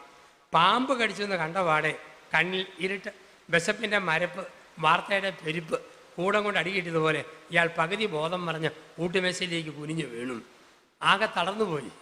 12:30 കഴിഞ്ഞപ്പം ജോലിക്കാർ വന്നപ്പോൾ ഈ മനുഷ്യൻ ഇങ്ങനെ തളർന്ന് അബോധാവസ്ഥയിൽ എന്ന പോലെ മേശയെ തലയും വെച്ച് കിടപ്പുണ്ട്. അവർ കയ്യിൽ നിന്നും കടലാസ് മേടിച്ച് വെട്ടത്തി വായിച്ചു. മുഖത്ത് വെള്ളം തെളിച്ചു. ഇയാൾ ലാഭത്തെളിച്ചുവിട്ട കോഴിയെപ്പോലെ പരതി എഴുന്നേറ്റ് വന്നു. അപ്പോൾ ഇവർ പറഞ്ഞു, മൊത്തം ഒന്ന് വായിക്കാൻ പറഞ്ഞു. ഇങ്ങനെ വായിച്ചപ്പോഴാണ് കാണുക, പ്രിയപ്പെട്ട ചേട്ട, പറയുന്നതുകൊണ്ട് പ്രയാസം തോന്നരുത്. നമ്മുടെ കുട്ടിയെ ഒരു പാമ്പ് കടിച്ചു കേട്ടോ, അതിനല്പം കീഴെയായിട്ട്, പക്ഷേ സാരപ്പെട്ടില്ല, കടിച്ച് നീർക്കോലിപ്പാമ്പായിരുന്നു. അതിനുള്ള മരുന്ന് കൊടുത്തപ്പോൾ കുഞ്ഞിൻ്റെ മാറാതിരുന്ന പഴയ കരപ്പനും ചൊറിയും മാറി തുടങ്ങിയിട്ടുണ്ട്. ദൈവകൃപ പാമ്പ് കെട്ടിയുടെ രൂപത്തിൽ വന്നെന്ന് പറഞ്ഞാൽ മതിയല്ലോ. ഇപ്പം കൊച്ചും ഞാനും സുഖമായിട്ടിരിക്കുന്നു. ചേട്ടൻ ഈസ്റ്ററിന് വരുമ്പം ശേഷം കാര്യങ്ങൾ നേരി പറയാം, നിർത്തട്ടെ. ചേട്ടൻ്റെ സ്വന്തം തങ്കമ്മ ഉമ്മ എന്നും പറഞ്ഞ് കത്തങ്ങ് നിൽക്കുക. തുടങ്ങിയത് കുട്ടിയെ പാമ്പ് കടിച്ചെന്നും പറഞ്ഞാൽ തീരുന്ന തങ്കമ്മയുടെ ഉമ്മയായിട്ടാണ്. പലപ്പോഴും ജീവിതത്തിൽ ഇങ്ങനെ തകർച്ചകളും നൊമ്പരങ്ങളും വേദനകളും വരുമ്പം നമ്മൾ പെട്ടെന്ന് തളർന്നു പോകും, തകർന്നു പോകും. പക്ഷെ കുറച്ച് കഴിയുമ്പം ഈ തകർച്ചകൾ, ഈ നൊമ്പരങ്ങൾ, ഈ വേദനകൾ ദൈവത്തോട് ചേർന്ന് നിൽക്കുമ്പം നമുക്കൊരു നന്മയായിട്ട് രൂപപ്പെടും. അതുകൊണ്ടാണ് പറയുക, ദൈവത്തെ സ്നേഹിക്കുന്നവർക്ക്, അവൻ്റെ പദ്ധതി പ്രകാരം വിളിക്കപ്പെട്ടവർക്ക് അവിടുന്ന് സമസ്തവും നന്മയ്ക്കായിട്ട് ഒരുക്കുന്നു. ഈ ഒരു ബോധ്യം, ഉറപ്പ് നമ്മുടെ ജീവിതത്തിൽ നമ്മൾ സൂക്ഷിക്കുക. എന്ത് നൊമ്പരത്തിലും എന്ത് തകർച്ചയിലും. ഇപ്പൊ ഒന്ന്, പ്രാർത്ഥിക്കുമ്പോൾ കിട്ടുന്ന ഒന്നാമത്തെ സമ്മാനം മുഖപ്രകാശം. 2, ഒരു വ്യക്തത. 3, പ്രാർത്ഥിക്കുന്നവർക്കെല്ലാം ദൈവം കൊടുക്കുന്ന ഒരു വലിയ സമ്മാനമാണ് ആത്മവിശ്വാസവും ധൈര്യവും. പ്രാർത്ഥിക്കുന്നവർക്കെല്ലാം ദൈവം ധൈര്യം കൊടുക്കും. തോമാസ് ശ്ലീഹ പ്രാർത്ഥിച്ചിട്ട് പറഞ്ഞു, വരൂ നമുക്ക് പോകാം, അവനോടൊപ്പം പോയി മരിക്കാം. ഫ്രാൻസിസ് സേവ്യർ പ്രാർത്ഥനയുടെ ശക്തിയിൽ വിദൂരസ്ഥമായി ഇന്ത്യയിൽ വന്നു തീരപ്രദേശങ്ങളിൽ സുവിശേഷം പ്രസംഗിച്ചു. ഇന്ന് ഗോവയിൽ അഴുകാത്ത ശരീരമായി ബോം ജീസസ് ദേവാലയത്തിൽ അദ്ദേഹം വിശ്രമിക്കുന്നു. യേശു പ്രാർത്ഥിച്ചു കഴിഞ്ഞ് പറഞ്ഞു, എന്നെ ഒറ്റിക്കൊടുക്കുന്നവൻ അടുത്തെത്തിയിരിക്കുന്നു, വരൂ പോകാം. അപ്പം പ്രാർത്ഥന നമുക്ക് തരുന്ന ഒരു വലിയ സമ്മാനമാണ് ധൈര്യം. പ്രാർത്ഥിക്കുന്നവർക്കെല്ലാം ധൈര്യമുണ്ട്. പ്രാർത്ഥിക്കുന്ന ഒരു അച്ഛന്, സിസ്റ്ററിന് സഭയിൽ ധൈര്യം. പ്രാർത്ഥിക്കുന്ന അപ്പന്, അമ്മയ്ക്ക് വീട്ടിൽ ധൈര്യം. പ്രാർത്ഥിക്കുന്ന കുട്ടികൾക്ക് പരീക്ഷ എഴുതാനായിട്ട് ധൈര്യം. പ്രാർത്ഥിക്കുന്നവർ ദൈവം കൊടുക്കുന്ന ഒരു വലിയ സമ്മാനമാണ് മനധൈര്യം. ആരെല്ലാം പ്രാർത്ഥിക്കുമോ അവർക്കെല്ലാം ദൈവം കൊടുക്കുന്നു ഒരു മനധൈര്യം, മാനസികമായ ധൈര്യം. അപ്പം നമ്മൾ ശരിക്കും പ്രാർത്ഥിക്കുമ്പം എന്തിനേയും ഏതിനെയും അതിജീവിക്കാനുള്ള ഒരു വിൽ പവർ, ഒരാന്തരികമായ ശക്തി ദൈവം നമുക്ക് തരുന്നു. പ്രാർത്ഥനയിൽ കിട്ടുന്ന ഒരു വലിയ ധൈര്യം. ഇംഗ്ലീഷിൽ വളരെ പ്രശസ്തമായ ഒരു പുസ്തകമുണ്ട്. ആ പുസ്തകത്തിൻ്റെ പേരാണ് പ്രേയർ ഈസ് പവർ. പ്രാർത്ഥനയാണ് ശക്തി. എഴുതിയത് ഫ്രാൻസിലെ നിരീശ്വരവാദിയായ ഒരു ഡോക്ടർ അലക്സിസ് കാൾ എഴുതിയ പുസ്തകമാണ് പ്രേയർ ഈസ് പവർ. പ്രാർത്ഥനയാണ് ശക്തി. ആ പുസ്തകത്തിൽ അദ്ദേഹം, ഈ അലക്സിസ് കാൾ ആരാണെന്ന് ചോദിച്ചാൽ നിരീശ്വരവാദിയായ ഫ്രാൻസിലെ ഒരു ഡോക്ടറായിരുന്നു. അദ്ദേഹത്തിന് ലൂർദിൽ മാതാവിൻ്റെ തീർത്ഥാടക സ്ഥലത്ത് നടക്കുന്ന അത്ഭുതങ്ങൾ വിശ്വസിക്കാൻ കഴിഞ്ഞില്ല. അദ്ദേഹം പറഞ്ഞു, അവിടെ ചെന്ന് 1 മാസം താമസിക്കാൻ എന്നെ അനുവദിച്ചാൽ ലൂർദിലെ അത്ഭുതങ്ങൾ കള്ളത്തരമാണെന്ന് ഞാൻ തെളിയിച്ചു തരാം. സഭ അനുവദിച്ചു. 1 മാസം താമസിച്ചപ്പോൾ അവിടെ നടന്ന അത്ഭുതങ്ങൾ അദ്ദേഹത്തെ അത്ഭുതസ്ഥനാക്കി. 3 മാസം നീട്ടിച്ചോദിച്ചു. സഭ വീണ്ടും അനുവാദം കൊടുത്തു. 3 മാസങ്ങൾക്ക് ശേഷം ലൂർദിലെ അത്ഭുതങ്ങൾ കണ്ട് ബോധ്യമുറഞ്ഞ ആ മനുഷ്യൻ നിരീശ്വരവാദിയായ ഫ്രാൻസിലെ ഡോക്ടർ അലക്സിസ് കാൾ എഴുതിയ പുസ്തകമാണ് പ്രാർത്ഥനയാണ് ശക്തി. അദ്ദേഹം ഡോക്ടറായുള്ള പറയുന്നു, പ്രാർത്ഥിക്കുന്ന മനുഷ്യൻ്റെ ശരീരത്തിൻ്റെ 4 മേഖലകളിൽ അത്ഭുതം നടക്കും. 1, ഹൃദയത്തിൻ്റെ ഇടിപ്പ്. 2, തലച്ചോറിൻ്റെ പ്രവർത്തനം. 3, പേശീവ്യൂഹത്തിൻ്റെ പിരിമുറുക്കം. 4, ത്വക്കിൻ്റെ സംവേദനക്ഷമത. 4 മേഖലകളിൽ വലിയ മാറ്റം വരുന്നു പ്രാർത്ഥിക്കുമ്പം. അദ്ദേഹം പറയുകയാണ്, ലോകത്തെ ഏറ്റവും വലിയ ഊർജ്ജം ഉൽപ്പാദിപ്പിക്കുന്നത് പ്രാർത്ഥനയിലാണ്. ഏറ്റവും വലിയ ഊർജ്ജം ഉൽപ്പാദിപ്പിക്കുന്നത് പ്രാർത്ഥനയിലാണ്. അപ്പം പലപ്പോഴും ഈ ഊർജം നമ്മൾ തിരിച്ചറിയുന്നില്ല. ഏറ്റവും വലിയ ശക്തി, ഏറ്റവും വലിയ ഊർജം ദൈവം നമുക്ക് പ്രാർത്ഥനയിൽ നമുക്ക് സമ്മാനിക്കുന്നു എന്നാണ് അദ്ദേഹം പറയുക. നമ്മുടെയൊക്കെ ജീവിതത്തിൽ ഈ പ്രാർത്ഥനയുടെ ശക്തി നമ്മൾ അനുഭവിക്കുക, പ്രാർത്ഥിക്കുന്ന മനുഷ്യരായി നമ്മൾ മാറുക. പലപ്പോഴും നമ്മുടെയൊക്കെ പ്രാർത്ഥനയുടെ ഒരു പ്രത്യേകത, നമ്മൾ പ്രാർത്ഥിക്കുന്നത് പണ്ട് കാർട്ടൂൺ കഥാപാത്രങ്ങളായ ബോബനും മോളിയും കൂടെ പരീക്ഷ കഴിഞ്ഞ് വന്ന് പ്രാർത്ഥിച്ചതുപോലെ. ബോബനും മോളിയും സാമൂഹ്യ പാഠത്തിൻ്റെ പരീക്ഷ എഴുതാൻ പോയി. പരീക്ഷ കഴിഞ്ഞ് ബോബനും മോളിയും വീട്ടിൽ വന്നു. പ്രാർത്ഥനാമുറിയിൽ കയറി മുട്ടുകുത്തി കരങ്ങൾ വിരിച്ചു പിടിച്ച് ബോബനും മോളിയും പ്രാർത്ഥിച്ചു, കർത്താവായ യേശുവേ, ഗംഗാ നദിയും യമുനാ നദിയും പാകിസ്ഥാനിൽ കൂടെ ഒഴുക്കണേ. ഇതായിരുന്നു പ്രാർത്ഥന. കാരണം സാമൂഹ്യ പാഠത്തിൻ്റെ പരീക്ഷ പേപ്പറിൽ ഒരു ചോദ്യം, ഗംഗായും യമുനായും ഒഴുകുന്ന രാജ്യമേത്? ബ്രാക്കറ്റിൽ 4 സ്ഥലങ്ങളുടെ പേര്, ഇന്ത്യ, ബംഗ്ലാദേശ്, ബർമ്മ, പാകിസ്ഥാൻ. പരീക്ഷാവളി കഴിയുമ്പം ഉത്തരവറിയത്തില്ലാത്ത കുട്ടികൾ മുകളിലത്തെ ഉത്തരത്തെ നോക്കിയിട്ട് പേന കറക്കി ഒരു കുത്തുണ്ട്. ബോബനും മോളിയും കറക്കി കുത്തി കുത്തുകൊണ്ടത് പാകിസ്ഥാനിട്ട് എടുത്തെഴുതി പാകിസ്ഥാൻ. പുറത്തിറങ്ങിയപ്പം വിവരമുള്ള കുട്ടികൾ പറഞ്ഞു, മണ്ടച്ചാരെ മണ്ടി, ഗംഗായും യമുനായും ഒഴുകുന്നത് പാകിസ്ഥാനിൽ കൂടെയാണോ, ഭാരതത്തിൽ കൂടെയല്ലേ? ഇനി ബോബനും മോളിക്കും ഒരു മാർക്ക് കിട്ടണോ? ദൈവമായ കർത്താവ് ഒരു വലിയ കോലും കൊണ്ടുവന്ന് ഗംഗായും യമുനായും കുത്തിപ്പറിച്ച് പാകിസ്ഥാനിൽ ഒഴുകിയാൽ ബോബനും മോളിക്കും സാമൂഹ്യ പാഠത്തിന് ഒരു മാർക്ക് കിട്ടും. പലപ്പോഴും നമ്മളിങ്ങനെയാണ്, ചില കാര്യം നമ്മൾ തീരുമാനിച്ചു വെച്ചു, ദൈവമേ നടത്തി തന്നേക്കണം. ഞാനങ്ങ് തീരുമാനിച്ചു, ഞാനങ്ങ് ഉറപ്പിച്ചു, നീ നടത്തി തരണം. അതരം കൊണ്ട് ചെല്ലും, നിന്റെ തിരുമനസ് സ്വർഗത്തിലെ പോലെ ഭൂമിയിലും ആകണമേ. പക്ഷേ ഹൃദയത്തിൽ നമ്മൾ പറയും, നിന്റെ തിരുമനസ് തൽക്കാലം സ്വർഗത്തിലിരിക്കട്ടെ, ഭൂമിയിലെ കാര്യമൊക്കെ ഞങ്ങൾ നോക്കിക്കോളാം. ഇതല്ലേ മനുഷ്യൻ്റെ മനോഭാവം പ്രാർത്ഥനയിൽ. പ്രിയപ്പെട്ടവരെ, നമുക്ക് ആശ്രയിക്കാൻ ദൈവം മാത്രമേ ഉള്ളൂ. ലോകത്ത് വേറെ ആരെയും നമുക്ക് ആശ്രയിക്കാനില്ല. ഭർത്താവിനെ അമിതമായി ആശ്രയിച്ചാൽ ഭർത്താവിൻ്റെ മട്ടുമാറുമ്പം ഭാര്യ തകർന്നു പോകും. ഭാര്യയെ അമിതമായി ആശ്രയിച്ചാൽ ഭാര്യയുടെ ഭാവം മാറുമ്പം ഭർത്താവ് ആകപ്പാടെ തളർന്നു പോകും. കുഞ്ഞുങ്ങളെ അമിതമായി ആശ്രയിച്ചാൽ മക്കൾ പെണ്ണ് കെട്ടി മാറിക്കഴിയുമ്പം അവിടെ പെരുമാറ്റത്തിൽ മാറ്റം വരുമ്പോൾ മാതാപിതാക്കൾ തകർന്നു പോകും. ആത്മമിത്രങ്ങളെ അമിതമായി ആശ്രയിച്ചാൽ ആ മിത്രങ്ങൾക്ക് സ്വഭാവത്തിൽ പെരുമാറ്റത്തിൽ മാറ്റം വരുമ്പം നമ്മൾ തളർന്നു പോകും. പക്ഷേ മാറ്റമില്ലാത്തവൻ ദൈവം മാത്രം. മാറ്റമില്ലാത്ത ദൈവത്തിൽ ആശ്രയിച്ചാൽ നിരാശപ്പെടുകയില്ല. അതാണ് 125-ാം സങ്കീർത്തനം 1-ാം തിരുവചനം. കർത്താവിൽ ആശ്രയിക്കുന്നവൻ സിയോൻ പർവ്വതം പോലെ ഉറച്ചു നിൽക്കും. വേറെ എവിടെ ആശ്രയിച്ചാലും നിരാശയാ. കർത്താവിൽ ആശ്രയിക്കുന്നവൻ സിയോൻ മല പോലെ, സിയോൻ പർവ്വതം പോലെ ഉറച്ചു നിൽക്കും. ആ ഉറപ്പാണ് പ്രാർത്ഥനയിൽ നമുക്ക് ആവശ്യം. നമ്മുടെ ദേഹത്തെ അമിതമായി ആശ്രയിക്കരുത്. ഈ ആരോഗ്യം എന്നൊക്കെ പറഞ്ഞു കഴിഞ്ഞാൽ നമുക്കറിയാം, ഇന്നത്തെ കാലത്ത് ഡെങ്കിപ്പനി വന്നപ്പം എത്ര പേരാ പെട്ടെന്ന് മരിച്ചു പോയത്. ആരോഗ്യത്തിൽ അർത്ഥമില്ല. മുടിക്ക് നീളമുണ്ടെന്നോർത്ത് ഞെളിയരുത്. ഒരു താരം വന്നാൽ അത് മൂടോടെ പറഞ്ഞു പോകും. ഇതാണ് മനുഷ്യൻ്റെ ജീവിതം. പല്ലിന് ഷെയ്പ്പുണ്ടെന്നോർത്ത് ഞെളിയരുത്. ഒരു വണ്ടി സഡൻ ബ്രേക്ക് ഇട്ടാൽ ഒരു നേരം പല്ല് എവിടെ പോയെന്ന് ചോദിച്ചാൽ മതി. ഇതല്ലേ നമ്മുടെ ലോകം. നമുക്ക് ആശ്രയിക്കാൻ ദൈവം മാത്രം. വേറെ എവിടെ ആശ്രയിച്ചാലും നിരാശയാണ് ഫലം. ശരീരത്തെക്കുറിച്ച് അമിതമായി വ്യഗ്രതയരുത്. ചില ആൾക്കാർക്ക് ദേഹത്തെക്കുറിച്ച് എന്തോ ഒരു വ്യഗ്രതയാണ്. അവിടെയാണ് യേശു പറയുക, ഉപവാസവും പ്രാർത്ഥനയും വേണം. ഉപവാസം ശരീരത്തിന് വേണ്ടി, പ്രാർത്ഥന ആത്മാവിന് വേണ്ടി. ശരീരത്തിന് ഉപവാസം, ആത്മാവിന് പ്രാർത്ഥന. അപ്പം നമ്മൾ ഈ ചില ആൾക്കാർക്ക് ശരീരത്തെക്കുറിച്ച് എന്തോ ഒരു വ്യഗ്രതയാണ്. 2 ചുമച്ചാൽ മതി, ടി വിയുടെ ആരംഭമാണോ ചുമച്ചുകൊണ്ടിരിക്കുന്നു. ഒന്ന് വേർത്താൽ മതി, പ്രഷറാണ്. ഊരിയിട്ട തുണിയിലൂടെ 2 ഉറുമ്പ് കയറിപ്പോയാൽ മതി, അയ്യോ ഉറുമ്പ് കയറി പോകുന്നു. ഷുഗറിൻ്റെ ആരംഭമാണോ അല്ലയോ? നമുക്കെന്തോ ഒരു ടെൻഷനാണ് ഈ ദേഹത്തെക്കുറിച്ച്. ശരീരത്തെക്കുറിച്ച് അമിതമായ ടെൻഷൻ ആവശ്യമില്ല.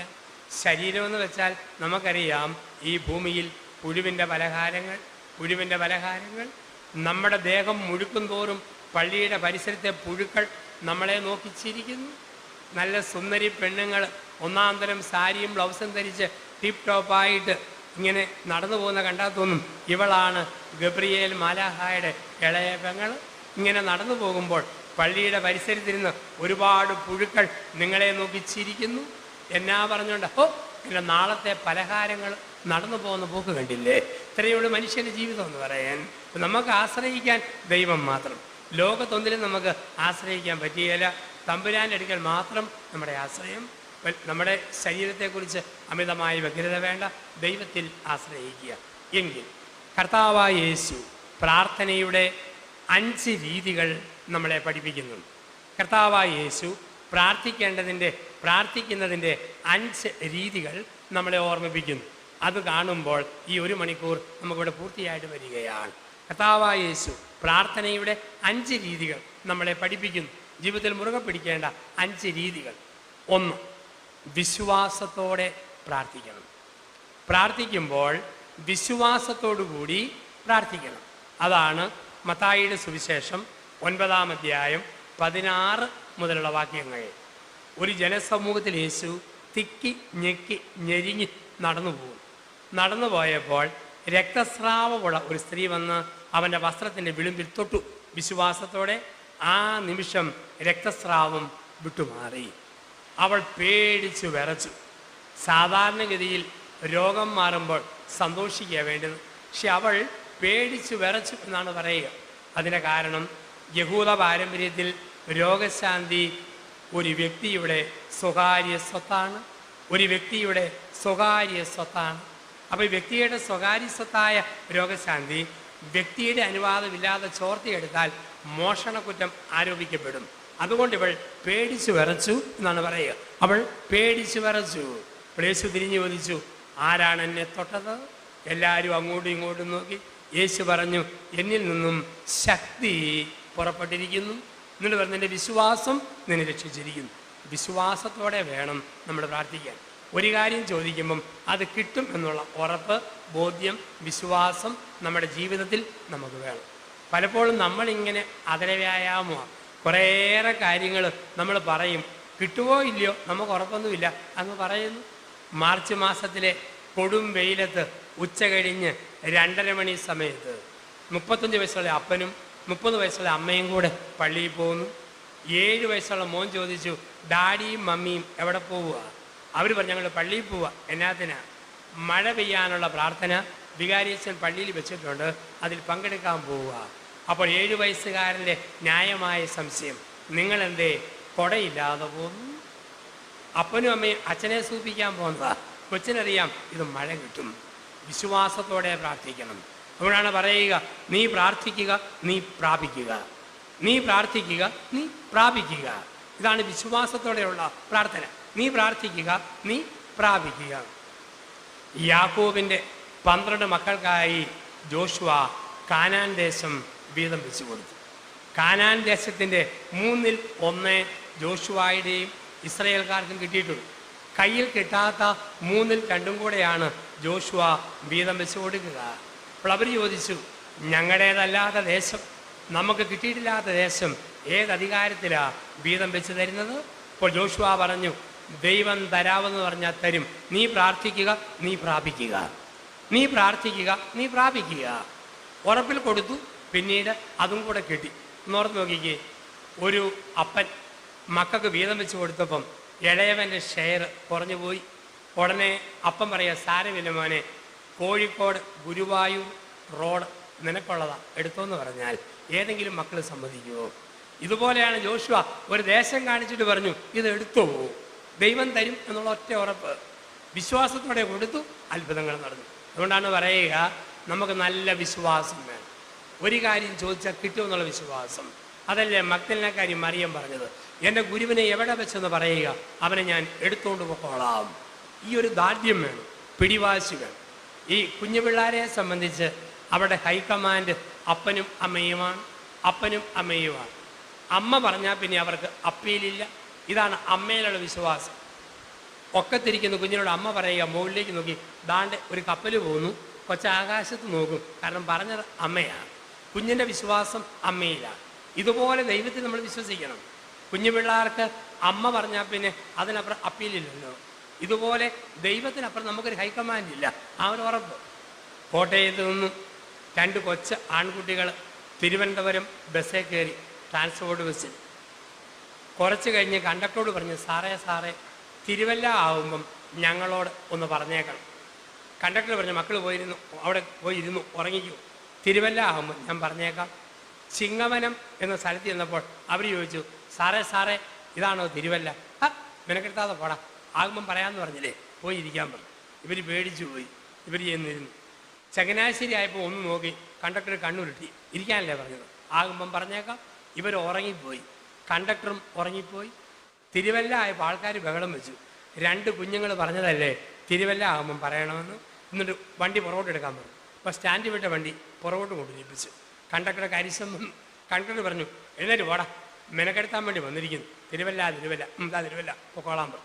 പിന്നെ അവർ പറഞ്ഞു, വേണ്ട സാറേ, പോകുമൊന്നും വേണ്ട. പിന്നെയും അല്ല, അമ്മ പറഞ്ഞായിരുന്നു തിരുവല്ലായി ചെല്ലുമ്പം ചോറും പൊതി ഒഴിച്ച് ഉണ്ടോണമെന്നാണ് പറഞ്ഞത്. അതായോ എന്ന് അറിയാൻ വേണ്ടിയിട്ടാണ്. കുഞ്ഞുങ്ങളുടെ ഹൈക്കമാൻഡ് അമ്മയാണ്, അപ്പനാണ്. ഇതുപോലെ ഒരു വ്യക്തിയുടെ ഹൈക്കമാൻഡ് ദൈവമാണ്. അതിനപ്പുറത്തൊരു അപ്പീലില്ല. അവിടെയാണ് പറയുക, കുഞ്ഞുങ്ങളെ പോലെ വിശ്വസിക്കുക. കുഞ്ഞുങ്ങളെ പോലെ പ്രാർത്ഥിക്കുമ്പം കുഞ്ഞുങ്ങൾ ഒരമ്മയിൽ വിശ്വസിക്കുന്ന പോലെ, അപ്പനെ വിശ്വസിക്കുന്ന പോലെ ദൈവത്തിൽ വിശ്വസിക്കുക. നീ വിശ്വസിക്കുക, പ്രാർത്ഥിക്കുക, നീ പ്രാപിക്കുക. 2 ത്യാഗത്തോടെ പ്രാർത്ഥിക്കണം. 1 വിശ്വാസത്തോടെ, 2 ത്യാഗത്തോടെ. യേശു പറയുന്നു, ഉപവാസത്തോടുകൂടി പ്രാർത്ഥിക്കുക, ത്യാഗമെടുത്ത് പ്രാർത്ഥിക്കുക.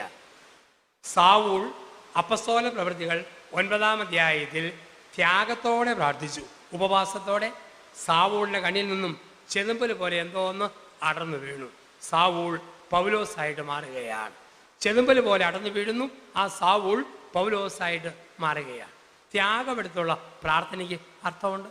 നമ്മളോട് ആരെങ്കിലും ഒരു പ്രത്യേക പ്രാർത്ഥനാ വിഷയം പറഞ്ഞേൽപ്പിച്ചാൽ ഒരു ഭക്ഷണം വെടിഞ്ഞ് അല്പം ത്യാഗമെടുത്ത് നമ്മൾ പ്രാർത്ഥിച്ചാൽ ആ പ്രാർത്ഥനയ്ക്ക് ഫലമുണ്ട്. ഏറ്റവും ഇഷ്ടപ്പെട്ട ഒരു ഭക്ഷണം വേണ്ടെന്ന് വെച്ച് പ്രാർത്ഥിച്ചാൽ, ഒരുപക്ഷെ ഒരു പഴമായിരിക്കാം, കേക്കായിരിക്കാം, എന്തെങ്കിലും പ്രത്യേക സാധനമായിരിക്കും, അത് വേണ്ടെന്ന് വെച്ച് പ്രാർത്ഥിച്ചാൽ, ഒരു നിയോഗം വെച്ച് പ്രാർത്ഥിച്ചാൽ അതിന് ഫലമുണ്ട്. അതുകൊണ്ടാണ് ത്യാഗമെടുത്ത് പ്രാർത്ഥിക്കുന്ന മാതാപിതാക്കളെ കണ്ടിട്ടുണ്ട്. ഞാൻ പലപ്പോഴും കണ്ടിട്ടുണ്ട് ഈ ഭരണങ്ങാനത്തൊക്കെ പരീക്ഷയുടെ ദിവസങ്ങളിൽ അസീസിയുടെ നിത്യാദരണ കപ്പലെ വന്നിട്ട് മണലിൽ 3 മണിക്കൂർ മുട്ടുകുത്തി കൈവിരിച്ച് പ്രാർത്ഥിക്കുന്ന അമ്മച്ചിമാർ. മക്കൾക്ക് പരീക്ഷയിൽ നല്ല ഉത്തരം എഴുതാനും മറവി ഉണ്ടാകാതിരിക്കാനും. ത്യാഗം. ഒരു ഭാര്യ ത്യാഗമെടുത്ത് പ്രാർത്ഥിക്കുമ്പോൾ ഭർത്താവിൽ വലിയ മാറ്റം വരും. ഒരു ഭർത്താവ് ത്യാഗമെടുത്ത് പ്രാർത്ഥിക്കുമ്പോൾ ഭാര്യയിൽ മാറ്റം വരും. മാതാപിതാക്കൾ ത്യാഗമെടുക്കുമ്പോൾ മക്കളിൽ മാറ്റം വരും. അച്ഛന്മാർ ശിശേശ്വര ജീവിതത്തിൽ, വ്യക്തി ജീവിതത്തിൽ ചില ത്യാഗമനുഷ്ഠിക്കുമ്പോൾ സഭയിൽ മാറ്റം വരും. എവിടെയെല്ലാം ഒരു ത്യാഗമുണ്ടോ അവിടെ അത്ഭുതമുണ്ട്. ഇപ്പം ത്യാഗത്തോടെ പ്രാർത്ഥിക്കണം. ആ പ്രാർത്ഥനയ്ക്ക് പ്രത്യേക ഫലമുണ്ട്. ത്യാഗപൂർവ്വം പ്രാർത്ഥിക്കുക. 3, പ്രാർത്ഥന കണ്ണുനീരോടെ പ്രാർത്ഥിക്കണം. യേശു പഠിപ്പിക്കുന്നു, കരഞ്ഞ് പ്രാർത്ഥിക്കുന്ന പ്രാർത്ഥനയ്ക്ക് പ്രത്യേക ഫലമുണ്ട്. ചിലപ്പോൾ നമ്മൾ ഏങ്ങലടിച്ച് കരയുമ്പോൾ ആ പ്രാർത്ഥനയ്ക്ക് പ്രത്യേക ശക്തിയുണ്ട്. അതുകൊണ്ടാണ് പറയുക, നിന്റെ ഓരോ തുള്ളി കണ്ണുനീരും ഒരു കുപ്പിയിൽ ഞാൻ ശേഖരിച്ചിട്ടുണ്ട്. ഹൃദയം നുറുങ്ങുന്നവർക്ക് കർത്താവ് സമീപസ്ഥനാണ്. കരഞ്ഞ് പ്രാർത്ഥിക്കണം. വേദപുസ്തകത്തിൽ ക്രിസ്തു 2 പ്രാവശ്യം കണ്ണ് നിറഞ്ഞ് പ്രാർത്ഥിക്കുന്നുണ്ട്. 2 അവസരങ്ങളിൽ ക്രിസ്തുവിൻ്റെ കണ്ണ് നിറയുന്നുണ്ട് വിശുദ്ധ ബൈബിളിൽ. 1, മത്തായി 23 അവസാനത്തെ 3 വാക്യങ്ങൾ. മത്തായി സുവിശേഷം 23 അവസാന വാക്യങ്ങൾ. ഒലിവുമല ഇറങ്ങി വരുന്ന യേശു ബത്ഫഗയിൽ നിന്ന് അക്കരെയുള്ള ജെറുസലേമിനെ നോക്കി കണ്ണ് നിറഞ്ഞ് പറയുക, ജെറുസലേം ജെറുസലേം, പിടക്കോടി അതിൻ്റെ കുഞ്ഞുങ്ങളെ ചിറകിന് കീഴിൽ ഒതുക്കുന്നത് പോലെ ഞാൻ കാത്തിട്ടും പ്രവാചകന്മാരെ കല്ലെറിഞ്ഞവളെ ദുരിതം. മത്തായി സുവിശേഷം 23 അവസാന വാക്യങ്ങളും 24-ാം അധ്യായത്തിൻ്റെ 1-2 വാക്യങ്ങളിലും നെടുവീർപ്പിട്ട് പ്രാർത്ഥിക്കുന്ന യേശുവിനെ കാണാം. 2ാമത് യേശു കരയുന്നത് യോഹന്നാൻ 11:35. വിശുദ്ധ ബൈബിളിലെ ഏറ്റവും ചെറിയൊരു വചനം. യേശു കരഞ്ഞു. യോഹന്നാൻ 11:35. യേശു കരഞ്ഞു. കണ്ണുനീരോടുകൂടി യേശു പ്രാർത്ഥിച്ചു. കണ്ണുനീരോടെ പ്രാർത്ഥിച്ചപ്പോൾ ആ പ്രാർത്ഥനയ്ക്ക് ഫലമുണ്ടായി. എന്ത് സംഭവിച്ചു? 2 പ്രാവശ്യം ക്രിസ്തുവിൻ്റെ കണ്ണുകൾ നിറഞ്ഞപ്പോൾ 2 വലിയ അത്ഭുതങ്ങൾ ലോകത്തുണ്ടായി. ആദ്യം ബത്ഫഗയിൽ നിന്ന് ജെറുസലേമിനെ നോക്കി കണ്ണു നിറഞ്ഞപ്പോൾ ക്രിസ്തുവിൻ്റെ കുരിശുമരണം കഴിഞ്ഞ് 37 വർഷം കഴിഞ്ഞ് ജെറുസലേം നഗരം കല്ലിന്മേൽ കല്ല് ശേഷിക്കാതെ തകർന്നു വീണു. യോഹന്നാൻ 11:35 ലാസറിൻ്റെ ശവകുടീരത്തിൽ നിന്ന് അവൻ കരഞ്ഞപ്പോൾ മരിച്ചിട്ട് 4 നാളായ ലാസർ അഴുകാത്ത ശരീരത്തോടെ പ്രേതശീലകളാൽ ബന്ധിതനായി കല്ലറയിൽ നിന്നും പുറത്തു വന്നു. 2 പ്രാവശ്യം കരഞ്ഞ് പ്രാർത്ഥിച്ചപ്പോൾ 2 വലിയ അത്ഭുതങ്ങൾ നടന്നു. അപ്പോൾ നമ്മളോടും പറയുന്നു, കരഞ്ഞുള്ള പ്രാർത്ഥന. പ്രപഞ്ചം മുഴുവൻ പഠിപ്പിക്കുന്ന ഒരു പാഠം, എവിടെ കണ്ണുനീരുണ്ടോ അവിടെ വലിയ മാറ്റമുണ്ടെന്ന് ഒന്ന് ഓർത്ത് നോക്കിക്കേ. കാക്കക്കുഞ്ഞ് കരഞ്ഞാൽ തള്ളക്കാക്ക പറന്നു വന്ന് കൊത്തും. കോഴിക്കുഞ്ഞ് കരഞ്ഞാൽ തള്ളക്കോഴി ചിറകടിച്ച് കൊത്താൻ വരും. ആട്ടുംകുഞ്ഞ് കരഞ്ഞാൽ തള്ളയാട് കൊമ്പ് കൊലുക്കും. പശുക്കിടാവ് കരഞ്ഞാൽ തള്ളപ്പശു കുത്താൻ വരും. ഇടിമുഴക്കം പോലും കേൾക്കാതെ ഉറങ്ങുന്ന അമ്മ കുഞ്ഞ് കരഞ്ഞാൽ ചാടി എഴുന്നേക്കും. കാക്കക്കുഞ്ഞ് കരഞ്ഞാൽ തള്ളക്കാക്ക പറന്നു വന്ന് കൊത്തും. കോഴിക്കുഞ്ഞ് കരഞ്ഞാൽ തള്ളക്കോഴി ചിറകടിക്കും. ആട്ടുംകുഞ്ഞ് കരഞ്ഞാൽ തള്ളയാട് കൊമ്പ് കൊലുക്കും. പശുക്കിടാവ് കരഞ്ഞാൽ തള്ളപ്പശു കുത്താൻ വരും. ഇടിമുഴക്കം പോലും കേൾക്കാത്ത അമ്മ കുഞ്ഞ് കരഞ്ഞാൽ ചാടി എഴുന്നേക്കും. എങ്കിൽ കുരിശിന് മുമ്പിലിരുന്ന് കരഞ്ഞാൽ ക്രൂശിതൻ ഇറങ്ങി വരും. കുർബാനയുടെ മുമ്പിലിരുന്ന് കരഞ്ഞാൽ കുർബാനയിലെ തമ്പുരാൻ ഇറങ്ങി വരും. വേദപുസ്തകത്തിന് മുമ്പിലിരുന്ന് കരഞ്ഞാൽ ബൈബിളിലെ ദൈവം ഇറങ്ങി വരും. കരഞ്ഞുള്ള പ്രാർത്ഥനയ്ക്ക് പ്രത്യേക ഉത്തരവുണ്ട്, ഫലമുണ്ട്.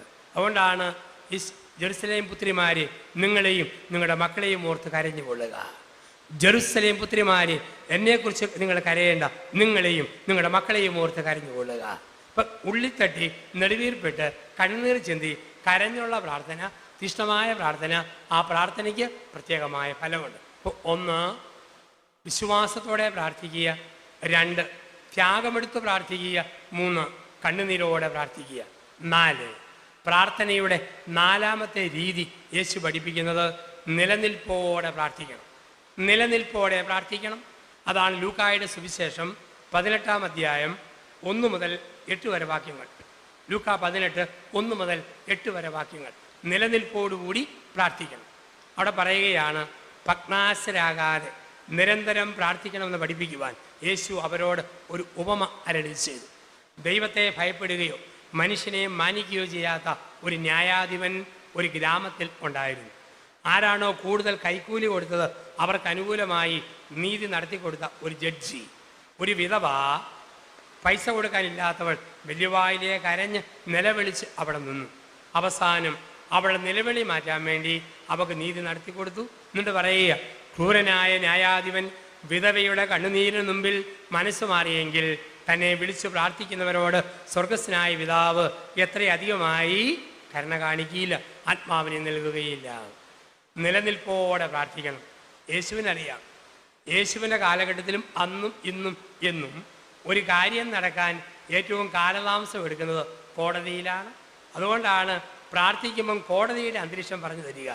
ദൈവം പ്രവർത്തിക്കാനും ചിലപ്പം കാലതാമസം എടുക്കും.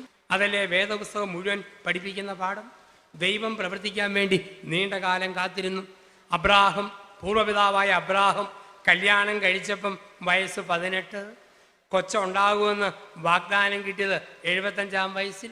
കല്യാണം കഴിഞ്ഞ് 57 വർഷം കാത്തിരുന്നപ്പോഴാണ് ഒരു കുഞ്ഞിക്കാലിൻ്റെ വാഗ്ദാനം ദൈവത്തിൽ നിന്ന് വരിക. കൊച്ചുണ്ടായതോ വാഗ്ദാനത്തിൻ്റെ സിൽവർ ജൂബിലി ആഘോഷം നടത്തുന്ന 100-ാം വയസ്സിലാണ് കുഞ്ഞുണ്ടാവുക. നീണ്ടകാലം കാത്തിരിക്കുന്നു. അതുകൊണ്ടാണ് ബൈബിളിൽ ഓരോന്നും നീണ്ടകാലം കാത്തിരുന്നിട്ടാണ്. അബ്രാഹം അപ്പനായത് 100-ാം വയസ്സിൽ, മോശ നേതാവായി തിരഞ്ഞെടുക്കപ്പെട്ടത് 80-ാം വയസ്സിൽ, ഹന്ന സാമൂലിൻ്റെ അമ്മയായത് വാർദ്ധക്യത്തിൽ, സക്കറിയ അപ്പനായതും എലിസബത്ത് അമ്മയായതും വാർദ്ധക്യത്തിൽ. നീണ്ടകാല കാത്തിരിപ്പിന് ശേഷമാണ് ദൈവത്തിൻ്റെ വാഗ്ദാനങ്ങൾ നിറവേറുക. ചില കാര്യങ്ങൾക്ക് ക്ഷമ വേണം. കാത്തിരുന്നുള്ള പ്രാർത്ഥന, നിലനിൽപ്പോടെ പ്രാർത്ഥിക്കുക. ചിലപ്പം നൊവേനയ്ക്ക് 3 ദിവസം പോയപ്പോഴത്തേക്ക് കാര്യം നടന്നു. ചിലപ്പം 9 നൊവേന 9 പ്രാവശ്യം കൂടിയിട്ടും ഒരനക്കവും ഇല്ല. ചില തമ്പുരാനെന്ന് വിളിച്ചപ്പം മാറ്റമായി. അത് ദൈവത്തിൻ്റെ നീതിയെ നമുക്കറിഞ്ഞുകൂടാ. നമ്മൾ നിരാശപ്പെടരുത്, ചോദിച്ചുകൊണ്ടിരിക്കണം, നിരന്തരം ചോദിക്കണം. വിധവ ന്യായാധിപനെ ശല്യപ്പെടുത്തതുപോലെ ദൈവത്തോട് ചോദിച്ചുകൊണ്ടിരിക്കണം, ദൈവത്തോട് ചോദിക്കണം. അവസാനമായിട്ട് പറയുന്നു, എളിമയോടെ പ്രാർത്ഥിക്കണം, എളിമയോടെ പ്രാർത്ഥിക്കണം. എന്താണ് എളിമ? ലൂക്കാസ് സുവിശേഷം 18:9 മുതലുള്ള വാക്യങ്ങൾ. പരിസേയനും ചുങ്കക്കാരനും. ചുങ്കക്കാരൻ അഹങ്കാരത്തോടെ പ്രാർത്ഥിച്ചു, പരിസേയൻ എളിമയോടെ പ്രാർത്ഥിച്ചു. ചുങ്കക്കാരൻ അഹന്തയോടെ പ്രാർത്ഥിച്ചു, പരിസേയൻ ചുങ്കക്കാരൻ എളിമയോടെ പ്രാർത്ഥിച്ചു, പരിസേയൻ അഹങ്കാരത്തോടെ പ്രാർത്ഥിച്ചു. ക്രിസ്തു പറഞ്ഞു, അഹങ്കാരത്തോടെ പ്രാർത്ഥിച്ച പരിസേയൻ്റെ പ്രാർത്ഥന കേട്ടില്ല, എളിമയോടെ പ്രാർത്ഥിച്ച ചുങ്കക്കാരൻ്റെ പ്രാർത്ഥന ഞാൻ കേട്ടിരിക്കുന്നു. എളിമയോടെ പ്രാർത്ഥിക്കണം. ഒരിക്കലും അഹങ്കാരം വരുത്. ഞാൻ ഇന്ന ജോലിക്കാരനാണ്, ഇന്ന വീട്ടിലെയാണ്, ഇന്ന കുലവാണ്, ഇന്ന മഹിമയാണ്, ഇതൊന്നും പാടില്ല. അഹങ്കാരമുള്ളിടത്ത് പ്രാർത്ഥനയ്ക്ക് ഉത്തരം കിട്ടുകയില്ല. എളിമപ്പെടുമ്പോൾ, വിനയപ്പെടുമ്പോൾ പ്രാർത്ഥനയ്ക്ക് ഉത്തരം കിട്ടും. നീ എത്രത്തോളം ഉന്നതനാണോ അത്രയും നിന്നെ തന്നെ താഴ്ത്തുക. എളിമയോടെയുള്ള പ്രാർത്ഥനയുടെ ഭാഗമാണ് മധ്യസ്ഥ പ്രാർത്ഥന. ചോദിച്ചോണം. നോക്ക് എന്ത് പ്രാർത്ഥനയായിരിക്കുന്നത്. എത്ര പേര് ചോദിച്ച പ്രാർത്ഥനകളാണ് കെട്ടുകെട്ടായിട്ടിരിക്കുക തമ്പുരാൻ്റെ തിരുസന്നിധിയിൽ. എത്ര പേരെ ഈ നിമിഷം ടെലിഫോണിലൂടെ പ്രാർത്ഥന ചോദിച്ചുകൊണ്ടിരിക്കുക. നമ്മൾ അച്ഛന്മാരോടോ സിസ്റ്റേഴ്സിനോടോ പ്രായമായ കാരണവന്മാരോടോ പ്രാർത്ഥനാരൂപങ്ങളോടൊക്കെ നമ്മുടെ കാര്യം പറയണം. നമ്മുടെ കാര്യം പറഞ്ഞ് നമ്മൾ ഏൽപ്പിക്കണം. അങ്ങനെ പറഞ്ഞ് ഏൽപ്പിക്കണം. അങ്ങനെ ഏൽപ്പിക്കുമ്പോൾ നമ്മുടെ എളിമയാണ്. നമ്മളങ്ങനെ ഏൽപ്പിക്കുമ്പം ദൈവം നമ്മുടെ എളിമ കാണുന്നു. കാരണം നമ്മൾ പറയുന്നത് എന്താ? എൻ്റെ ആ പ്രാർത്ഥനയ്ക്ക് എന്തോ കുറവുണ്ട്, അതുകൊണ്ട് ഇങ്ങേരെ എനിക്ക് വേണ്ടി പ്രാർത്ഥിക്കണം എന്ന് പറയുമ്പോൾ എൻ്റെ കുറവിനെ അംഗീകരിച്ച് മറ്റേയാളുടെ നന്മയെ അംഗീകരിക്കുകയാണ്. അങ്ങനെ പറയുമ്പം ദൈവം കേട്ടു തുടങ്ങും. ധ്യാനമന്ദിരങ്ങളിലേക്ക് കത്തെഴുതി കാര്യങ്ങൾ പറയണം. പ്രാർത്ഥനാരൂപങ്ങളോട് പ്രാർത്ഥിക്കാൻ പറയണം. കാരണം നമ്മളിങ്ങനെ കത്തെഴുതുമ്പോൾ, പ്രാർത്ഥന ഏൽപ്പിക്കുമ്പോൾ ദൈവം കണ്ടു. പിന്നെ പ്രാർത്ഥന ഏറ്റവും മറന്നാലും ദൈവം മറക്കുകയില്ല. ആ നിമിഷം മുതൽ ദൈവം പ്രവർത്തിച്ചു തുടങ്ങും. അതാണ് നമ്മുടെ എളിമയെ അനുഗ്രഹിക്കുന്നത്. തിരുവനന്തപുരത്ത് മണ്ണന്തലയിൽ ഞങ്ങളുടെ ഒരു വലിയ റാണിഗിരി പള്ളിയുണ്ട്. അപ്പോൾ അവിടെ ഒരു വലിയ പ്രാർത്ഥനാ കൂട്ടായ്മ ഉണ്ടായിരുന്നു. അപ്പോൾ എല്ലാ 2ാം ശനിയാഴ്ചകളിലും ഒരുപാട് പേര് അന്ന് പ്രാർത്ഥിക്കാൻ വരുമായിരുന്നു. ഒരു ദിവസം വിഴിഞ്ഞത്തുള്ള ഒരു പ്രായമുള്ള, അന്ന് 65 വയസ്സ് പ്രായമുള്ള ഒരു സഹോദരി ധ്യാനം കഴിഞ്ഞ് എല്ലാവരും പിരിയുമ്പോൾ പള്ളിയുടെ ആനവാതിലിൻ്റെ അവിടെ വന്ന് ദുഃഖത്തോടെ ഇരിക്കുന്നു. ഞാൻ ചോദിച്ചു, എന്നാ പറ്റി ആൻറ്റി? ഉടനെ പറഞ്ഞു, അച്ഛാ, കെട്ടിയവൻ അബുദാബിയിലാണ്, അറബി ക്രൂരനാണ്, 85,000 രൂപ അറബി ഇനി കൊടുത്തു തീർക്കാനുണ്ട്. ഇവിടെ ഇതുപോലെ പ്രാർത്ഥനയുണ്ടെന്ന് പറഞ്ഞപ്പം കെട്ടിയവൻ റെഡി, അച്ഛനോട് പറഞ്ഞ് അവിടെ ഒന്ന് പ്രാർത്ഥിപ്പിച്ച്. അറബി മനസ്സ് മാറി രൂപ തരികയാണെങ്കിൽ അതിൻ്റെ 1/10 8,500 രൂപ അച്ഛൻ്റെ ആശ്രമത്തിലെ ശുശ്രൂഷകൾക്ക് ദാനമായിട്ട് കൊടുത്തേക്കാം, നീ വാക്ക് കൊടുത്തേരെ. ആൻറ്റി പറയും, അച്ഛാ കാര്യമായിട്ട് പ്രാർത്ഥിക്കണം, കിട്ടിയാൽ 8,500 അച്ഛനും കിട്ടും. ഞാൻ പറഞ്ഞു ശരി, പ്രാർത്ഥിച്ചേക്കാം. 100 കൂട്ടം കാര്യങ്ങൾക്കിടയിൽ ഞാൻ ഈ വിഷയം മറന്നുപോയി. പിറ്റേ 2ാം ശനിയാഴ്ച എല്ലാവരും പ്രാർത്ഥന കഴിഞ്ഞ് പോയി കഴിഞ്ഞപ്പോൾ ഈ സഹോദരി ഒരു ചെറിയ ചിരിയുമായി ആശ്രമം മുറ്റത്തുള്ള നെല്ലിയുടെ തറയിൽ എന്നെ നോക്കിയിരിക്കുന്നു. അപ്പോഴാ കഴിഞ്ഞ മാസം കൊടുത്ത വാക്ക് ഓർമ്മ വന്നത്. എനിക്കൊരു ചമ്മലെ പമ്മലെ ജാളിയത. ഞാൻ സാവധാനം അടുക്കിച്ചെന്ന് ചോദിച്ചു, എങ്ങനെയുണ്ട് ആൻറ്റി, അറബിക്ക് മാറ്റം വല്ലതും വന്നു? എൻ്റെ അച്ഛ മാറ്റം വന്നു എന്ന് അച്ഛനോട് പറഞ്ഞിട്ട് പോയി. 10ാം ദിവസം അറബി 85,000 രൂപ കൊടുത്ത് തീർത്തു. ഇന്ന് രാവിലെ കെട്ടിയവൻ റെഡി. അച്ഛൻ്റെ തീക്ഷ്ണമായ പ്രാർത്ഥന ഒന്നുകൊണ്ട് മാത്രമാണ് അറബിയുടെ മനസ്സ് മാറിയത്. അതുകൊണ്ട് 8,500 രൂപ അച്ഛന് കൊടുത്തേക്കണം. ഉണ്ടച്ചാന്നും പറഞ്ഞ് വീർത്ത മടിയിൽ നിന്നും പ്ലാസ്റ്റിക് കടലാസിൽ ചുരുട്ടി വെച്ച 100-ലെ 85 നോട്ട് വിടർത്തി തന്നു. മത്തിയുടെ ചെതുമ്പിലും അയലയുടെ ഉളുമ്പുമുള്ള 100-ലെ 85 നോട്ട്. പൈസയല്ലേ, മേടിക്കാതിരിക്കാൻ പറ്റുമോ? ഞാൻ പറഞ്ഞു തന്നേരെ, ഇനിയും പ്രശ്നം വരുമ്പം എന്നോട് തന്നെ പറഞ്ഞാൽ മതി, ഞാൻ പ്രാർത്ഥിച്ചോളാം. ഞാൻ മറന്നാലും ദൈവം മറക്കുകയില്ല. പ്രാർത്ഥന ഏൽപ്പിക്കുന്നത് കാണുന്ന ദൈവം മറക്കുകയില്ല. ആ ദൈവം പ്രാർത്ഥനയ്ക്ക് ഉത്തരം തരുന്നു. പ്രിയപ്പെട്ടവരെ, ചിന്തകളെ നമുക്ക് അവസാനിപ്പിക്കാം.